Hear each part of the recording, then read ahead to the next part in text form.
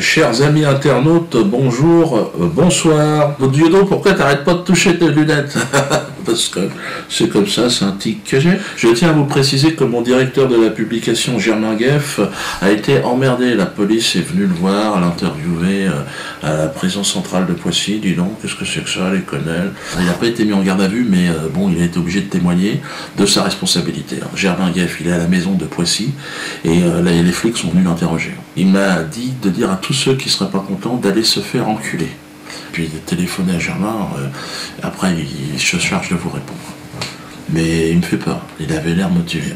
Alors je me vois obligé évidemment, par la force des choses et des événements, de revenir sur cette interminable et finalement indigeste affaire Ilan Halimi.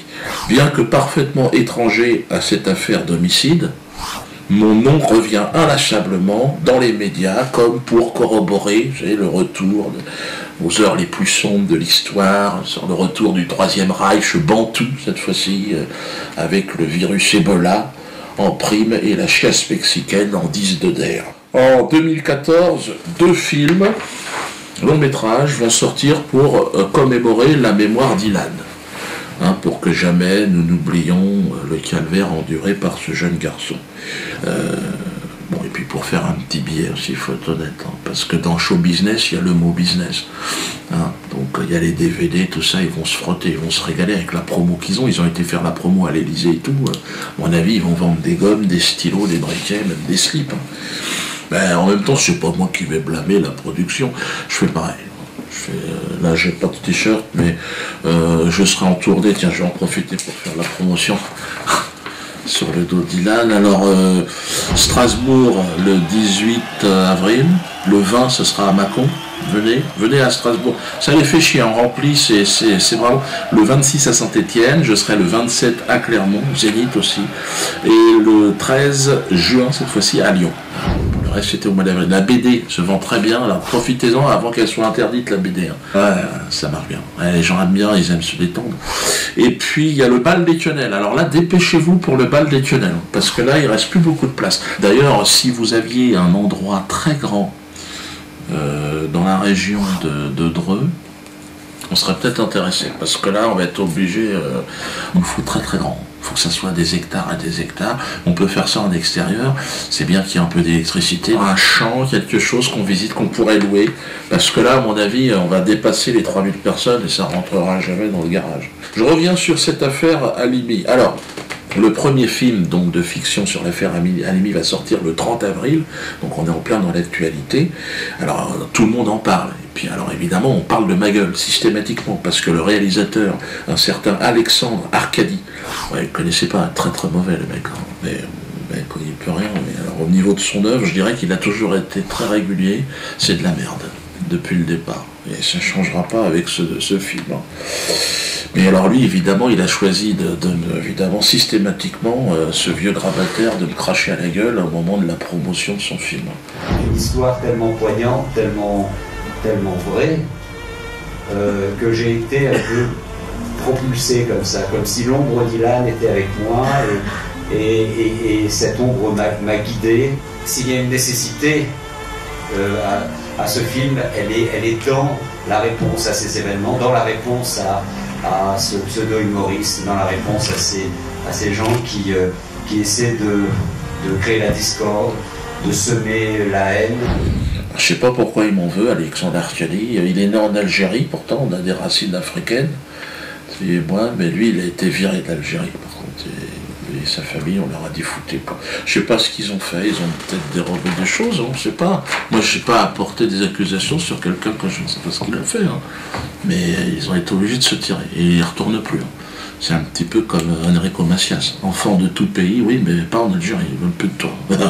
Enfant de tout pays, tendez vos mains, meurtrier, semer l'amour, et puis donner la vie.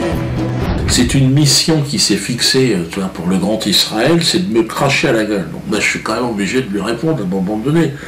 Tout ça, ça avait commencé avec Julien Drey d'ailleurs. C'est lui, au moment des événements d'Halimi, à l'époque, moi je te parle, il y a 8 ans, c'est lui qui m'avait craché à la gueule.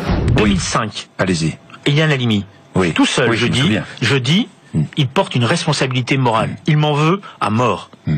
Il me fait un procès. Le procès tourne, je le dis honnêtement, au meeting politique. Je le gagne. Oui. Alors que, je le dis honnêtement, ma phrase, je le reconnais, elle était lourde. Et que je me donnais pas lourd de ma peau. Mais je le gagne parce que je fais la démonstration dans le procès de ce qui est en train de se passer. À l'époque, la gauche, toute la gauche autour de moi, je suis tout seul dans le prétoire. Elle me dit t'as exagéré. Je dis c'est maintenant qu'il faut combattre. Moi je l'avais bien au départ à Julien Drey, il a essayé de me refourguer une montre d'ailleurs. Mais c'était trop cher. Je lui ai dit tu te fous de ma gueule, il m'a dit oui. Donc j'ai compris qu'il voulait m'en glisser une petite. Et lui, au moment de l'affaire Halimi, il était porte-parole du Parti Socialiste, il avait pris le micro, il avait dit oui, l'affaire Halimi, c'est l'effet Dieudonné. Ouais, j'ai dit ferme-la, t'es fou toi. Donc on a été voir un juge, et puis le juge m'a dit écoute, bon, Julien, on se connaît, on fait partie de la même loge, bon, je connais très très bien sa famille. On va faire comme ça. Donc il a été relaxé. Ah, t'es trop fort. J'étais prêt à tout laisser tomber, je m'en fous de répondre à cette polémique, toi. Mais le problème, c'est qu'apparemment, il y a Ruth Halimi, la mère d'Ilan, qui aurait réagi. Et c'est des propos qui ont été recueillis par un journaliste très honnête. Irréprochable, mec, il a peut-être pas la carte, mais bon, tu l'entends un petit peu raconter tout et n'importe quoi. Et alors Ruth lui aurait dit à ce journaliste, qui est dans toutes les bonnes confidences, que j'aurais, moi, Dieudonné, le sang de son fils sur la conscience. Qu'est-ce que c'est que ces conneries? Bon, je sais pas si c'est vrai, hein, mais bon, écoutez l'autre. Regardez le regard qu'il a. Alors Ilan Halimi, c'est cette femme qui est une femme douce, qui est une femme cultivée, qui est une femme qui a beaucoup d'amour pour les gens. M'a dit, c'était en septembre dernier, Dieudonné a le sang de mon fils Ilan sur la conscience. Il a donné le permis de tuer à Fofana et sa bande de barbares. Alors là, Ruth, je suis obligé de réagir. Je pense que tu t'es laissé entraîner dans une sorte de logique qui voudrait que je sois, moi, Dieudonné, responsable de tout sur cette planète. Et pourquoi pas de réchauffement climatique. Attendez, ça suffit, Ruth. Je veux dire, moi, je n'ai absolument pas à avoir la mort de ton fils sur la conscience. Qu'est-ce que c'est que cette histoire? On ne se connaît pas, Ruth. Je t'ai jamais vu. J'ai jamais vu Ilan, je ne vous connais pas. Alors, tout ça n'a absolument aucun sens. Moi, je pense que tu as vécu un choc psychologique extrêmement brutal. Ça, j'imagine. Je ne peux même pas l'imaginer, j'imagine. Mais moi, je suis un humoriste, Ruth Halimi. Je fais des sketchs. Je n'ai rien à voir dans toutes ces conneries-là. On a abusé de ta souffrance et de ta naïveté. Tu ferais mieux, d'ailleurs, Ruth, de te retourner vers ceux qui instrumentalisent la mort d'Ilan. À des fins commerciales aujourd'hui avec les deux films, mais politiques aussi. Tu vois. Et t'en prendre à moi aujourd'hui, je trouve que c'est pas honnête. Enfin, je dis que ce que je pense. Hein. Si j'avais été face à Ilan, jamais je lui aurais fait le moindre mal. Et je sais qu'au fond de toi, Ruth, tu n'as absolument aucun doute là-dessus. Évidemment. Au pire, je l'aurais pas fait marrer. Mais bon, ça, à la limite, c'est pas trop grave. D'accord que tu échangerais bien les deux situations. Bref. Je sais aussi que le film qui va sortir 24 heures, ce film est inspiré de toi, d'un bouquin que tu as sorti et de ton expérience. Je m'appelle Ruth Halimi, j'ai 3 enfants. C'était un jour d'hiver, il faisait de plus en plus froid. Et ma vie a basculé d'un coup.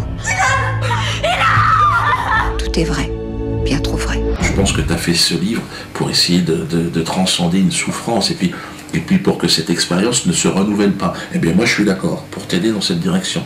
Je suis contre la violence sous toutes ses formes. Hein.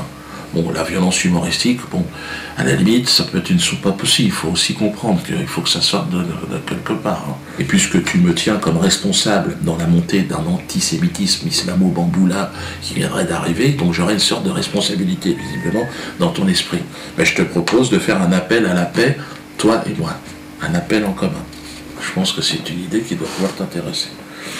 Afin d'apaiser les tensions, qui ne sont d'ailleurs le fruit que de malentendus, je te propose d'organiser donc éventuellement un rendez-vous tous les deux. On pourrait prendre une photo, discuter un petit peu, et puis faire un appel à la paix, à la tolérance et à la réconciliation nationale.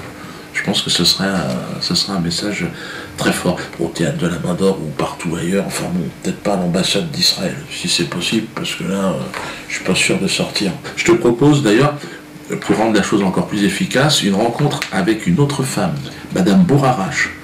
Comme toi, elle a été privée injustement d'un être cher, son mari. père de ses enfants, assassiné par un gang de barbares juifs, celui-là. Bon, on en a moins parlé, mais bon, le procès arrive, et je pense qu'une photo entre vous deux, ce serait vraiment de nature à apaiser les choses sur le plan national, voire même international. Je serais évidemment heureux d'avoir été à l'initiative d'un tel événement. J'espère que tu sauras, Ruth, saisir cette main qui t'est tendue, hein, sincère, noire, bon, hein, par le temps qui court, de toute façon. Et fais attention, Ruth, à tous ces salopards, ces charognards qui sont autour de toi. Et qui profitent encore une fois, toi, de ton fils jusqu'au bout. C'est atroce. Mais nous avons perdu une bataille, mais pas la guerre, comme disait le général de Gaulle. Vive la France.